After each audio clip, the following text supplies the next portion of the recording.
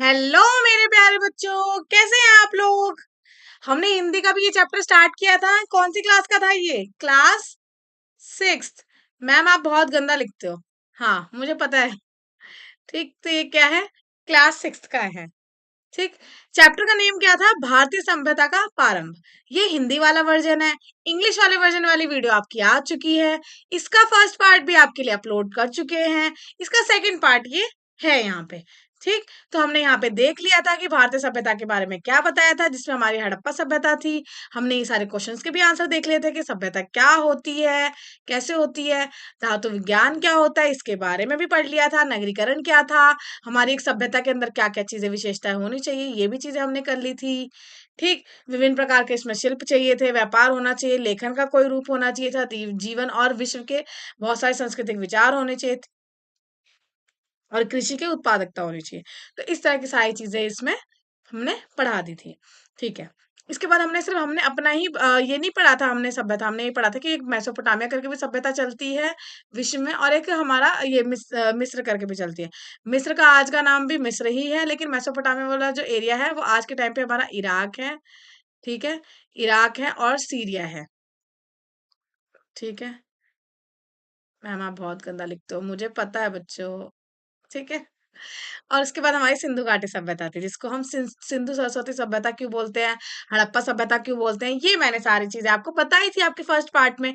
आपको क्या करना है, आपको जाना है एक बार फिर से वीडियो को देखना है कि हाँ आपको याद है या नहीं। अगर आपको याद है तो आपको बताना है कि मैम सिंधु सरस्वती सभ्यता क्यों बोला जाता है। अगर आपको याद नहीं है तो आपको फिर से फर्स्ट पार्ट देखना है। और जिस भी बच्चे ने फर्स्ट पार्ट नहीं देखा, कृपया करके उसे देख के आए, तभी आपको सेकंड पार्ट समझ में आएगा। ठीक है। ये हमने ये देखा था कि गांव से नगर कैसे बने थे, हमारी सहायक नदियां क्या थी। सहायक नदी मैंने बताया था ना, एक मेन रिवर होती है, उसके अंदर एक मेन नदी होती है, उसके अंदर जो छोटी छोटी नदी जो अपना पानी लेके आते हैं उसको हम क्या बोलते हैं? सहायक नदी बोलते हैं। जैसे यहाँ पे एग्जाम्पल भी दिया था इसने कि हमारी यमुना जो है वो गंगा की सहायक नदी है। ठीक है। इसके बाद हमने ये भी देखा था कि बहुत सारे हमारे जो ये जो हमारे सिंधु घाटी के आसपास बहुत सारे शहर बसे थे, जिनके अलग अलग नाम है, जैसे कि मांडा, डावरकोट, हमारा हड़प्पा। ठीक है। कवेरीवाल, ये मोहनजोदाड़ो, बालाकोट। तो ये सारी चीजें जगह थी। इसके बाद ये मैच द फॉलोइंग मैंने आपको बोला था कि आपको करना है। आपको फर्स्ट पार्ट आपका अपलोड होने वाला है या शायद हो चुका होगा अभी तक, तो जब ये सेकंड वाला पार्ट होगा तो हो ही चुका होगा, वैसी बात है। उसमें मैंने आपको बोला था कि इसके आंसर्स देने हैं। अगर आप आंसर्स गलत करोगे तो फिर मैं आपको कमेंट सेक्शन में ठीक कर दूंगी। ठीक है। पहले खुद से ट्राई करना है। वैसे इसके आंसर मैंने आपको पढ़ाते पढ़ाते में बहुत सारे बताए भी थे। ठीक है। हमने नगर योजना पढ़ी थी कि नगर योजना यहाँ पे कैसी थी, कितने ज्यादा डेवलप लोग थे यहाँ पे। केवल 2 महानगर के बारे में। अब आप बहुत सारे बच्चे सोच रहे होंगे जो सबसे पहले ये वीडियो चल रहे होंगे कि मैम तो कुछ पढ़ा ही नहीं रही, मैम तो बिल्कुल भागी जा रही है। तो बेटा ये सारी चीजें मैं पढ़ा चुकी हूँ, ये मैं रिवीजन में बता रही हूँ आपको कि ये सब चीजें हम पढ़ चुके हैं। अगर आपको डिटेल एक एक चीज समझनी है और पढ़नी है, आप फर्स्ट पार्ट जाके देख सकते हैं। ठीक है। ये था।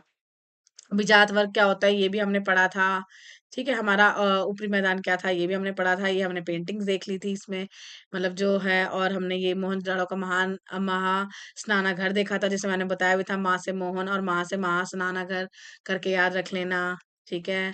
फिर हमने देखा था कि जल प्रबंधन यहाँ पे कैसा होता है। यहाँ पे जल प्रबंधन इतना अच्छा था कि लोगों इसमें मतलब इतना स्वच्छता बनाए रखी थी कि लोग इसको रेगुलर साफ करते थे। इसमें बिल्कुल भी कूड़ा वूड़ा कुछ भी नहीं मिला था लोगों को। मतलब आज जब हमें ढूंढा गया, हमारे पुरातत्वविद के द्वारा जब इसे ढूंढा गया, तो इसमें बहुत ज्यादा कचरा वचरा नहीं मिला। ये बिल्कुल साफ सुथरा मिला। इसमें जलाशय वलाशय मिले। ठीक है। मतलब हमारे यहाँ पे ये कुआं हुआ मिला, जलाशय मिले, जहाँ से लोग अपना पानी वानी पीते थे। इस तरह की हमने चीजें पढ़ी।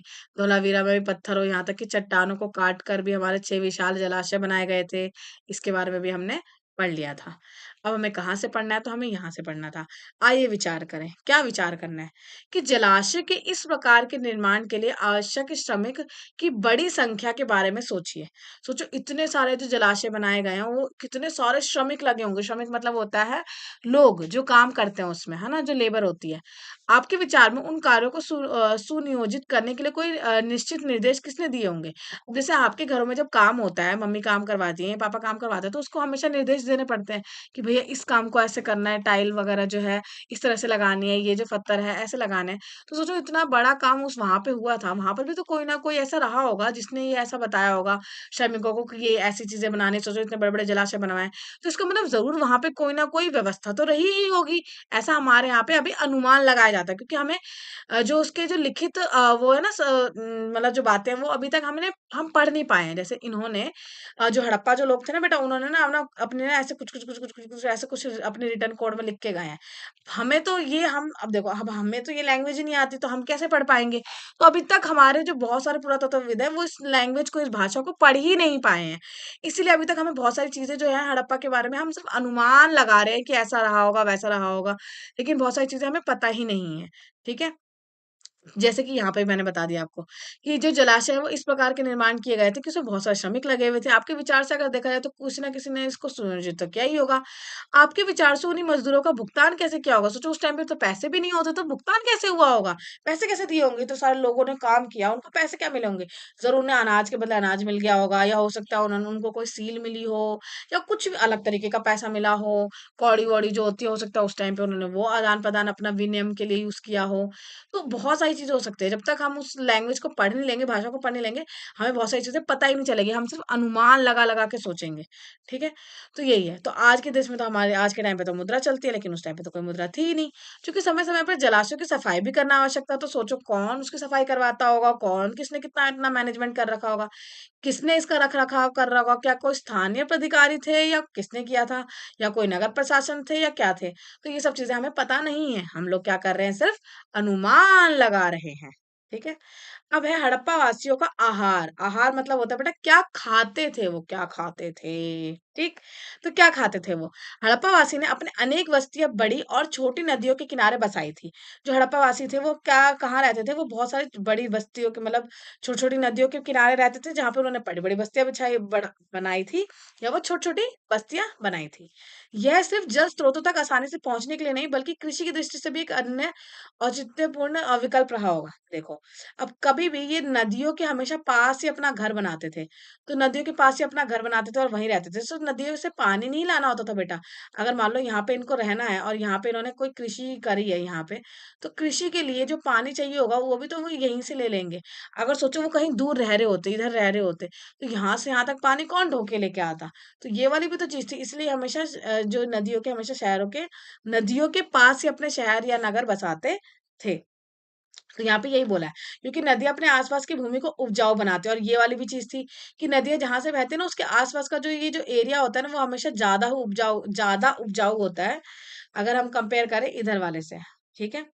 पुरातत्वविद की खोज ये दर्शाती है कि हड़प्पावासी दलहन कि वो दाल की खेती करते थे, और अनेक किस्मों की सब्जियों के अतिरिक्त सब्जियां भी उगाते थे। सब्जियों के साथ साथ दालें उगाते थे, और इसके साथ साथ जैसे कि जौ, गेहूं, कुछ मोटे अनाज, बाजरा, और कभी कभी तो धान तक भी उगाते थे।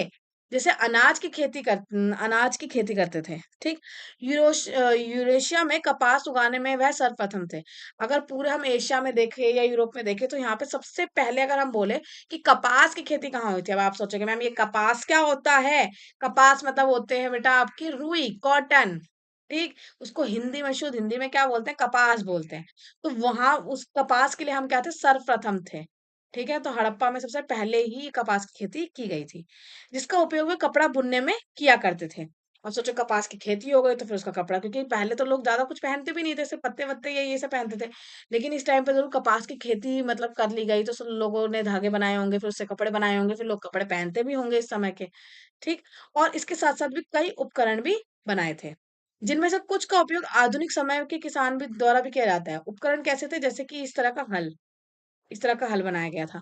तो पहले ये लकड़ी का होता था पूरा, लेकिन बाद में चल के जब लोहा की खोज हो गई, तो बाद में इसमें चल के लोहा भी लगवा लिया गया।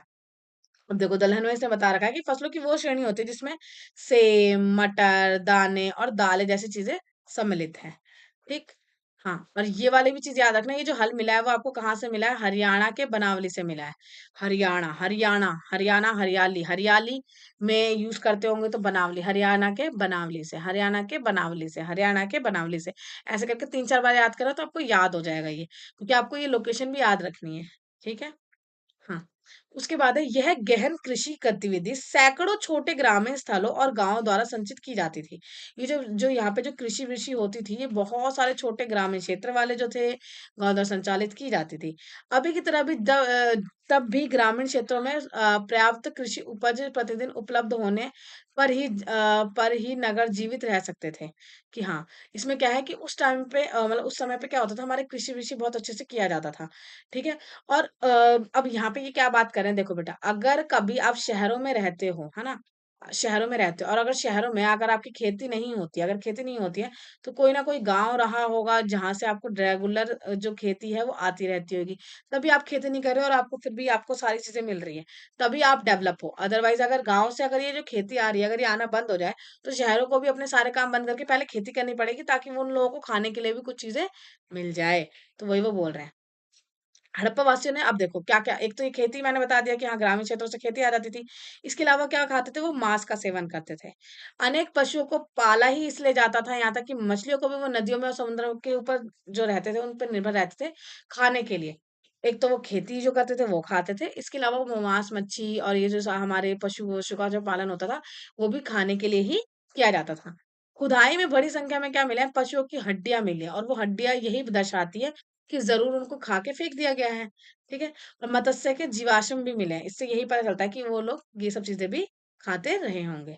हड़प्पा वासियों के खाने पकाने के पात्रों में क्या होता था, जो वो खाना-वाना बनाते थे, उसके पात्रों में जो जिस जैसे पॉट में बनाया, उसमें वो क्या-क्या होता था? तो मिट्टी के पात्रों में वैज्ञानिक जाँच से कुछ प्रश्नों के उत्तर मिलते हैं, जैसे कि उसमें दूध उन्होंने गरम किया है, कुछ अप्रत्याशित चीज़ें जैसे कि हल्दी, अदरक और केले का इस्तेमाल किया गया है। तो इससे ये पता चलता है कि उन्होंने इतनी सारी चीज़ें, उनकी खानों में विविधताएँ कितनी थी। मतलब जैसे आज हम हल्दी का, अदरक का, केले का, ये सब इतनी सारी चीज़ें खाते हैं, उस समय पर भी उन्होंने इतनी सारी चीज़ें, खेती और ये सब चीज़ें जान ली थी, जिसकी वज़ह से वो इतनी सारी खेती करते थे। ठीक? उसके बाद है बेटा सक्रिय व्यापार। सक्रिय व्यापार मतलब कि वहाँ पे जो था, व्यापार भी बहुत अच्छे से होता था। व्यापार मतलब क्या होता है? बिज़नेस। कुछ भी चीज़ खरीदना और बेचना, उसी को हम क्या बोलते हैं? व्यापार बोलते हैं आसान भाषा में। तो हड़प्पा वासी ना केवल अपनी सभ्यता, अब देखो खरीदना बेचना दो तरीके से हो सकता है। मान लो ये आपका घर है, तो घर के आसपास जो है छोटी छोटी मंडी, या तो आप यहाँ पे बेच सकते हो खरीद सकते हो, या यहाँ इस वाली मंडी में बेच सकते हो खरीद सकते हो जो आपका देश है, या तो इस देश में खरीद सकते हो। या तो मान लो कोई ये दूसरा देश है, अगर हमारे भारत देश से किसी दूसरे देश में जा रहा है, तो वो क्या बोलेंगे, हम इसको एक्सपोर्ट बोलते हैं। हम इसको हिंदी में क्या बोलते हैं? निर्यात बोलते हैं, निर्यात करना।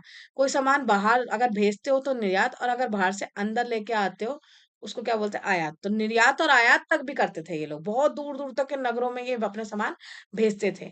और ये कौन से नगर में इसने सामान भेजा था? अभी हमने अभी नाम पढ़ा था ना हमने, मेसोपोटामिया का। तो मेसोपोटामिया, और जो इनका वो था, क्या नाम था? मेसोपोटामिया था, और एक मिस्र की सभ्यता थी। वहाँ तक भी इन्होंने अपना सामान भेजा था।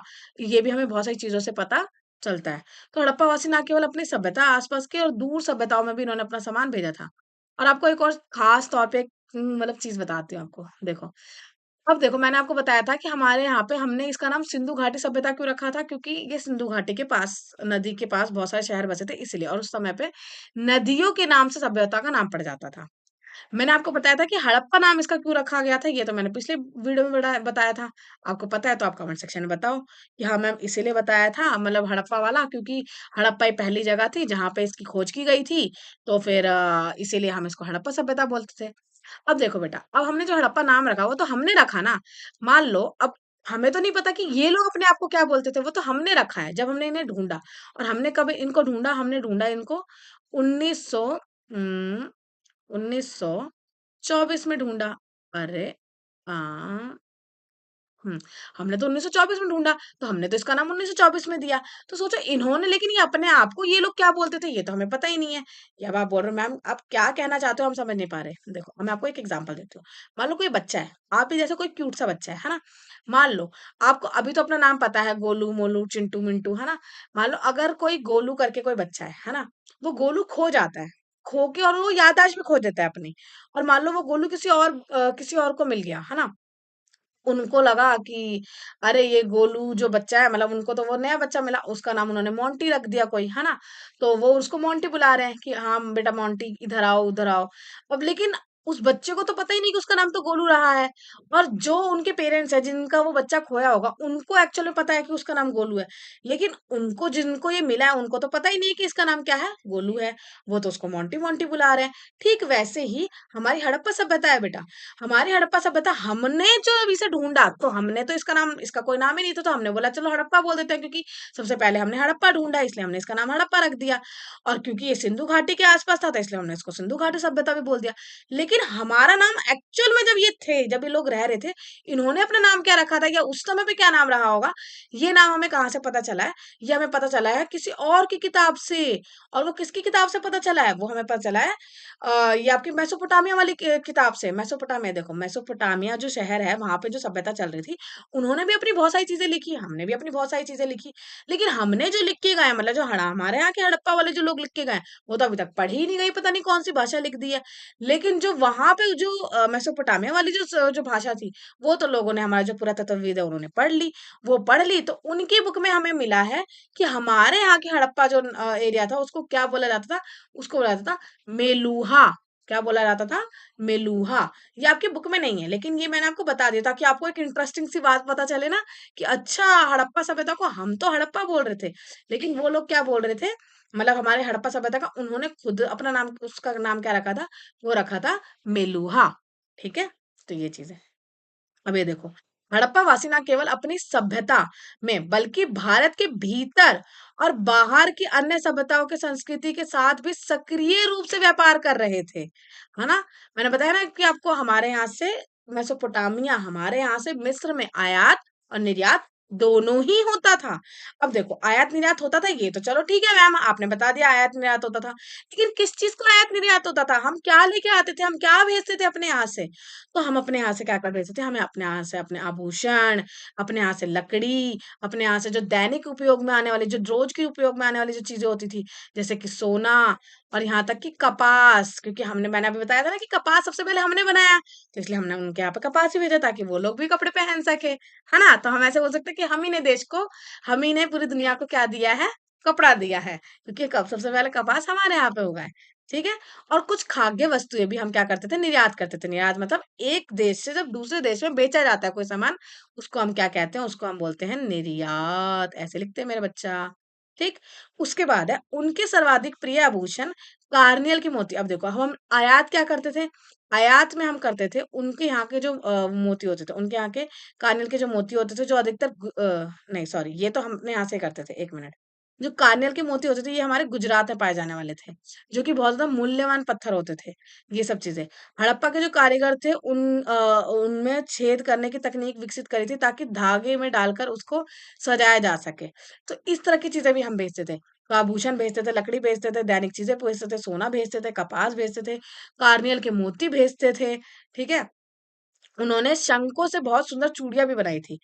चूंकि शंखों का खोल सख्त होता था, इसलिए उन चूड़ी बनाने की जो तकनीक थी, वो बहुत ज़्यादा अच्छे से करना उसको बहुत ज़्यादा ज़रूरी था। तो ये चीज़ देखो, ये सब तो हमने क्या किया था? निर्यात किया था, मतलब हमने अपने यहाँ से वहाँ पे भेजा था। लेकिन हम वहाँ से लेके क्या आए थे? तो ये ज़्यादा चीज़ें स्पष्ट नहीं है। तो यहाँ पे यही स्पष्ट नहीं है कि हड़प्पा वासियों ने निर्यात वस्तु के बदले में किस वस्तु का आयात किया। लेकिन ऐसा माना जाता है कि ज़रूर वो तांबा रहा होगा। क्या माना जाता है? कि वो तांबा रहा होगा, क्योंकि यह धातु समानत उनके पास बहुतायत उपलब्ध नहीं थी। हुँ। तो ये था कि मतलब हमें लगता है कि हमने वहां से क्या किया होगा? तांबा किया होगा, यह तांबा हो सकता है, क्योंकि यह धातु समानत उनके पास बहुतायत में उपलब्ध नहीं थी। हम्म, ये चीज थी। अब देखो, उस टाइम पे क्या चल रहा है हमारा, ये हड़प्पा के यहाँ पे दिख रहा है, ये हाथी के दांत का कंगा है बेटा, हाथी के दांत का कंगा है, जो ओमान के तट पे मिला है, जो को हमने ओमान में भी अपना भेजा है। ये हड़प्पा के हाथी के दांत का कंगा हमें ओमान में कैसे मिल गया? इससे हमें पता चला कि अरे, हम वहां पे निर्यात करते होंगे तभी तो मिला ये चीज, ये तो मिलती ही नहीं। ठीक? उन्होंने इस पत्थर के व्यापार को संचालित संचालित के लिए स्थल मार्ग या नदियां एवं अधिक दूरवर्ती गंतव्यों के लिए समुद्र रास्तों का उपयोग किया होगा। देखो, अब उस समय पे यहाँ से वहां सामान जाता कैसे था, या वहां से यहाँ सामान आता कैसे था? तो ये आता था स्थल मार्ग से, है ना? स्थल मार्ग से आपका नदियों से, यहाँ तक कि दूरवर्ती मार्ग मतलब आपके कुछ समुद्री रास्ते से आता था, और कुछ आपके ये क्या बोलते हैं, जो ये सामान ये क्या बोलते हैं इसे, जमीन वाले रास्ते से आता होगा। ठीक? क्योंकि ज़मीन वाले रास्ते से भी हम कनेक्टेड हैं। आपका यहाँ मैप नहीं है, जब मैं आपको नोट्स के फॉर्म में कराऊँगी ना, तब मैं आपको मैप से समझा दूँगी कि हाँ, कैसे आता होगा ये सामान।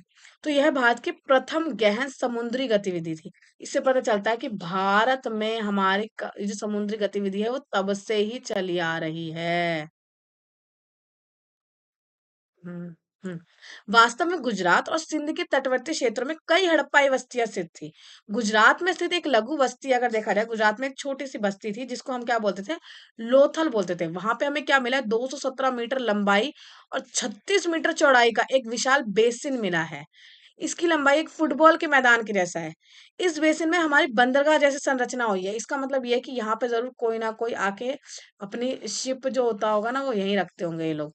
तो इसको जहाँ पे हम अपनी जो शिप जो है नाव को रखते हैं, उसको क्या बोलते हैं? उसको हम बोलते हैं बंदरगाह। जहाँ पे हमारा सामान जो है वो खाली वाली होता है, नया नया सामान भरा जाता है, उसको क्या बोलते हैं? बंदरगाह। जिसका इस्तेमाल नाव के माध्यम से वस्तु को आयात और निर्यात करने के लिए किया जाता था। ठीक? तो इस प्रकार से व्यापक स्तर पे हम बोल सकते हैं कि व्यापार में यह सब चीजें क्या थी? आवश्यक थी। कि व्यापार में अपने सामान को एक दूसरे से पहचाना, अनेक वस्तुओं में खुदाई करने के बाद बहुत सारी हमें हज़ारों की संख्या में हमें क्या-क्या मिली है, छोटे-छोटे मोहरें भी मिली हैं। सोचो आज के समय पे तो हम अपनी ये क्या बोलते हैं ये मुद्रा को यूज़ कर लेते हैं, लेकिन उस टाइम पे कुछ-कुछ मोहरें मिली हैं। का मुख्य उपयोग यही रहा होगा। ये मोहरें एक मुलायम पत्थर की स्टीलेट की बनी हुई थी। स्टीलेट की बनी हुई थी मुलायम पत्थर की, जिन्हें गर्म करके कठोर बनाया जाता था। इनके माप केवल कुछ सेंटीमीटर होते थे। समानतः इनके ऊपर जानवरों के चित्र भी बनाए गए थे। किंतु इन पर लेखन प्रणाली के कुछ संकेत संकेत भी मिलते हैं। यहाँ पर कुछ लिखा भी हुआ है, लेकिन देखो ये लिखा हुआ है लेकिन हमें समझ नहीं आ रहा है क्या लिखा है। इस लेखन प्रणाली और पशुओं के चित्रों के प्रतीकों का अर्थ यह समझा जाना बाकी है, क्योंकि यह निश्चित है कि किसी प्रकार के व्यापार की गतिविधि से संबंधित था। ये जो लिखा हुआ है वो कुछ ना कुछ व्यापार से रिलेटेड ही कुछ लिखा है, लेकिन क्या लिखा है ये पढ़ा ही नहीं गया, समझ ही नहीं आया अभी तक, तो इसलिए ऐसे ही पड़ा हुआ है, ये बना हुआ है। ठीक, तो ये सब चीजें हैं। अब ये देखो यहाँ पे ये दिख रहा है लोथल में विशाल बंदरगाह, इतना बड़ा विशाल बंदरगाह की जरूर यहाँ पे आसपास कहीं नाव वाव जो है वहां पे कहीं आती होगी, चीजें होती होंगी। अब तो बहुत सारी चीजें यहाँ पे भी मिट्टी विट्टी आ गई, ये चीजें हो गई। ये तो उस समय की बातें हैं और हो सकता है इसके आसपास हमारी नदी भी हो कहीं, ठीक? या समुद्र हो पूरा। अब उसके बाद देखो ये क्या बना रखा है, ये हमारा एक श्रृंगी वाला ये पशु है, यूनिकॉर्न बोलते हैं जिसे, है ना? एक श्रृंगी का पशु है ये। उसके बाद ये जो है एक बैल बनाया हुआ है, फिर ये हमारा एक बाघ बनाया हुआ है। तो ये सारी मोहरें जो है वो कहाँ से मिली है? वो हड़प्पा से मिली है और ऐसा माना जाता था कि हो सकता है कि ये मोहरें जो है आयात और निर्यात करने में भी इनका प्रयोग हुआ है ज़रूर, क्योंकि ये मोहरें हमें अपने यहाँ से भी मिली है और बाहर से भी मिली है। हमें मेसोपोटामिया और मिस्र से भी अपनी मोहरें मिली है। तो हो सकता है आयात और निर्यात में भी इनका कुछ नाम-वाम बताने के लिए या नाव-गाँव कुछ बताने के लिए यूज़ करते होंगे। लेकिन किस लिए करते थे ये सब चीज़ें अभी तक निश्चित नहीं पता चला है। ठीक है? अब देखो, प्राचीनतम जीवन में कैसे-कैसे चीज़ें उपयोग होती थी। देखो ये दैनिक जीवन की सारी ये चीज़ें हैं। ये दिख रहा है, ये क्या है? किसी को पता है ये क्या दिख रहा है? मैम ये कुछ बैडमिंटन जैसा दिख रहा है, लेकिन ये बैडमिंटन नहीं है। ठीक मैम, ये छोटा जो चिड़छिके खेलते हैं ना हम, वो है मैम। नहीं, वो नहीं है ये। ये एक कांस्य का दर्पण है। दर्पण मतलब जिसमें आप अपना सौंदर्य देखते हैं। अरे मैं तो कितना सुंदर हूँ, अरे मैं तो कितनी सुंदर हूँ। ये सब दिखते ही नहीं है। इसको ये इसमें दिखते हैं। ये क्या है? ये एक शीशा है। ठीक है? तो यह एक पक्की मिट्टी, और देखो ये तो हो गया शीशा। इसको हम हिंदी में क्या बोलते हैं? दर्पण बोलते हैं। और ये किसका बना हुआ है? कांस्य का बना हुआ है। ठीक है? और ये जो दिख रहा है मटका सा, ये मटका हमारा टेराकोटा की मिट्टी का बना हुआ है। ठीक है? और ये दोनों ही हमें मिले कहाँ पे हैं? तो ये है धौलावीरा में। इसको याद ऐसे रख लेना। पानी से धो के अपना मुंह हमने क्या किया? शीशे में देखा। तो हमारा धौलावीरा धो के हमने शीशे में देखा, मिट्टी का पोट, टेराकोटा। तो ये इसके साथ साथ ही याद हो जाएगा मैम। टेराकोटा वाला और जो शीशा है वो हमें कहाँ से मिला था? धौलावीरा से मिला था, क्योंकि हमने अपना मुंह धो के अपना शीशा देखा था। अब ये देखो कितने सुंदर-सुंदर पत्थर है ना, जो आज के टाइम पर आप वो पिट्ठूग्राम खेलने के सजाते हो, है ना? ये उस तरह के जो पत्थर है, ये जो है, ये उस समय पे किस लिए यूज़ होते थे? ये भार तौलने के लिए होते थे। आज के टाइम पे तो क्या होता है, आपके बट्टे होते हैं, उसके ऊपर लिखा होता है, ये 250 ग्राम का है, ये 500 ग्राम का है, ये 1 किलो का है, ये 2 किलो का।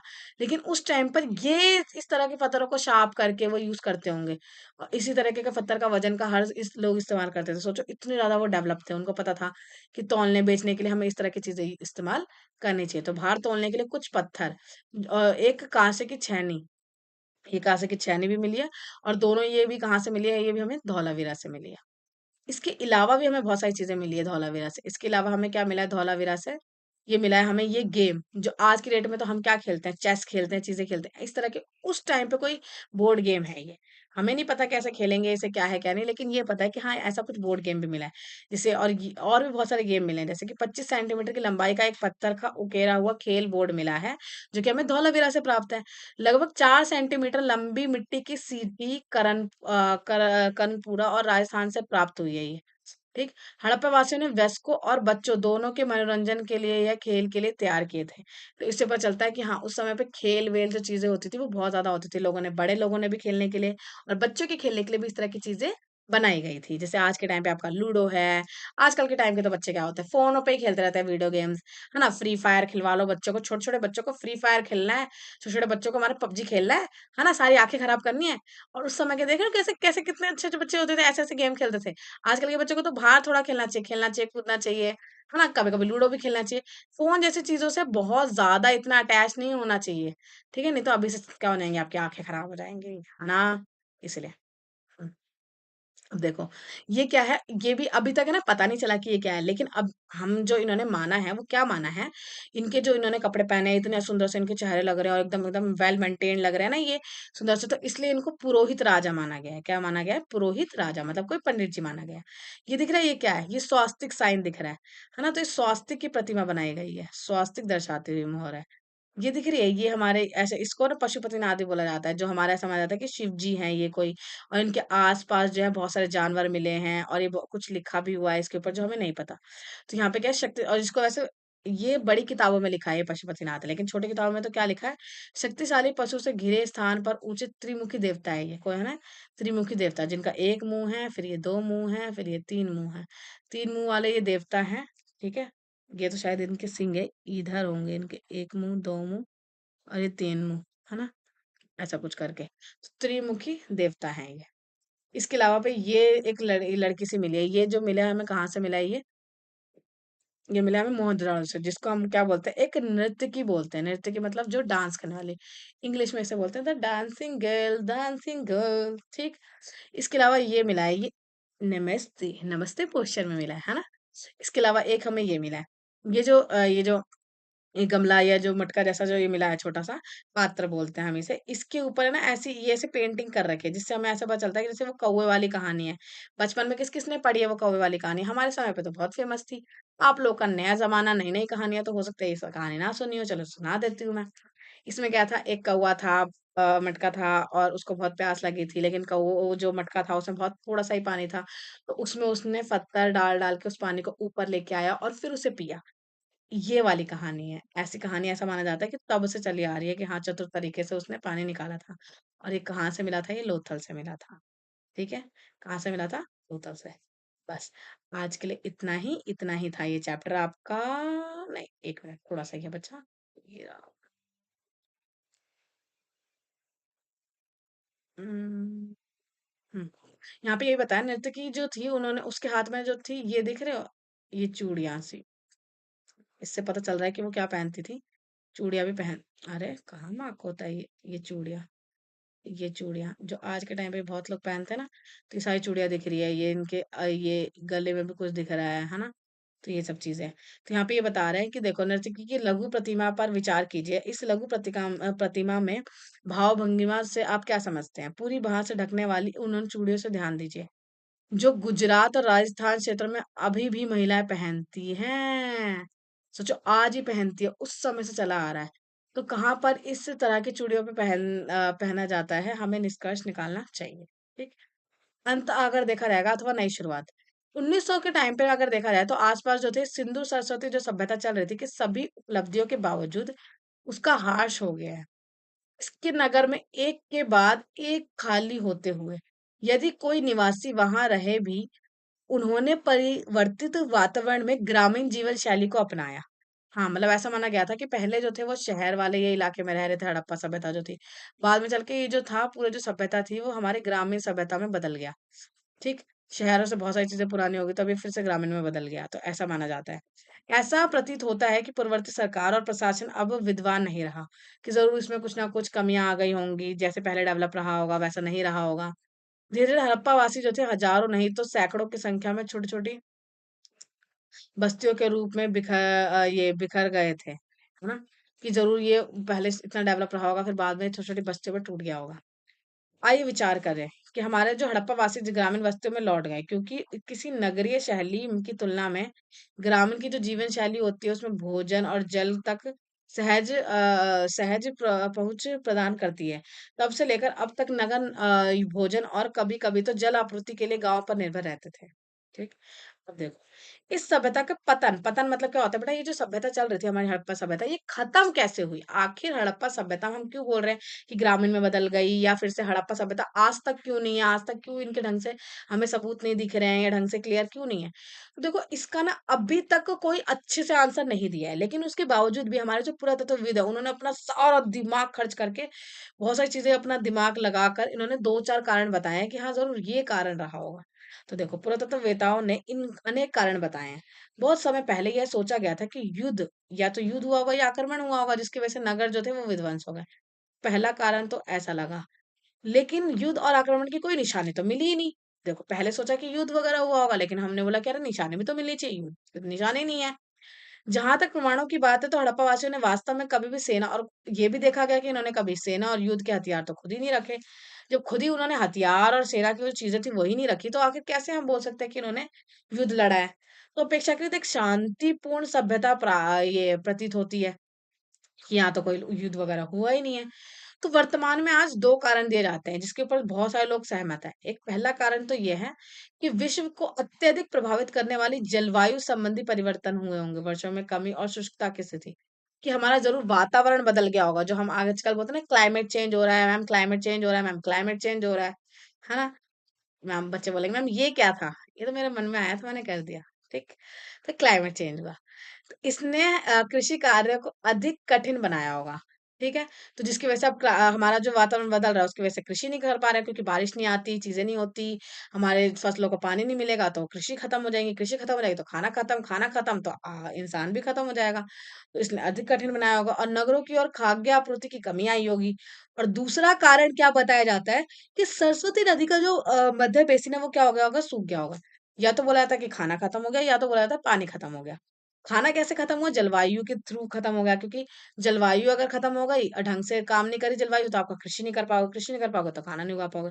ठीक वैसे अगर आपका सरस्वती नदी ही सूख जाएगी जहां से पानी आता है, तो वहां पे कालीबंगा और बनावली जैसे नगर अचानक छोड़ दिए गए होंगे। ठीक। इससे अन्य कारण भी रहे हो सकते हैं, लेकिन यह दो कारण जो है हमें याद दिलाते हैं कि कल्याण के लिए जलवायु और पर्यावरण कितने निर्भर करते हैं, कि हमें कहीं पर भी रहने के लिए हमें जलवायु और पर्यावरण तो चाहिए ही चाहिए। यद्यपि नगर लुप्त हो गए, लेकिन हड़प्पा की संस्कृति और प्रौद्योगिकी अधिकांशतः बची रही। देखो, अब भले ही हड़प्पा लुप्त हो गया, या उसके जो नगर थे वो लुप्त हो गए, लेकिन जो उसकी संस्कृति है, जो उसकी प्रौद्योगिकी है, जो उसने इतनी डेवलपमेंट करी है, वो आज तक चली आ रही है। यह भारतीय सभ्यता के अगले चरण में पहुंच गई है, जिसके बारे में हम अगले पाठ में पढ़ेंगे। ठीक।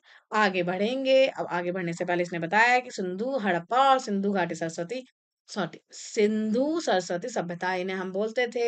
हड़प्पा वासियों के यहाँ पे जल प्रबंधन, विविध शिल्प, सक्रिय व्यापार, ये सब चीजें होती थी। उपजाऊ कृषि होती थी यहाँ पे। जलवायु संबंधी चीजें होती थी। पर्यावरण और परिवर्तन के कारण ये सब लोग क्या हो गए? खत्म हो गए। इसके बाद आपके बहुत सारे प्रश्न उत्तर दे रखे हैं। आपको ये प्रश्न उत्तर अब जो मैंने पढ़ा दिया है, तो आपको इसके प्रश्नों के उत्तर खुद से देने हैं। ठीक है? और आपको ये हिंदी में जो मैं पढ़ा रही हूँ, आपको कैसा लगा? क्या आपको समझ में आ रहा है? अगर आपको नहीं समझ में आ रहा है या बहुत ज़्यादा दिक्कत है, तो आप बता सकते हैं कि मैम आप ऐसे करा दो या वैसे करा दो। मैं कोशिश करूँगी कि आपको वैसे, आप जैसा चाहेंगे आपको मैं वैसे करा दूँ, ताकि आपको ये सब चीज़ें याद हो। ठीक? करना क्या है बच्चों को? एक तो अपने दोस्तों के साथ इसे शेयर करना है, क्योंकि ये नया-नया चैनल है, नई-नई चीज़ें हैं, आप लोग नए-नए बच्चे जुड़े हो हमारी फैमिली से, तो आपको हमेशा फैमिली को क्या करना है? बढ़ाने का काम करना है। बढ़ाएँगे कैसे? अपने दोस्तों को भी बताएँगे कि देखो ये चैनल है, ये बहुत अच्छा पढ़ाती है मैम। अगर अच्छा नहीं भी पढ़ाती तो आप वो भी बता सकते हो। ठीक? ये कैसा पढ़ाती हैं, तो वो आप अपने दोस्तों से शेयर करो, फिर आप अपने दोस्तों के साथ डिस्कस करना कि हाँ, कैसा लगा आपको? अरे तुमने वो वाला पार्ट देखा क्या? ऐसा। ठीक? सारे बच्चों को क्या करना है? लाइक करना है, शेयर करना है और सब्सक्राइब करना है। ठीक है? और बताना है कि आपको ये कैसा लगा।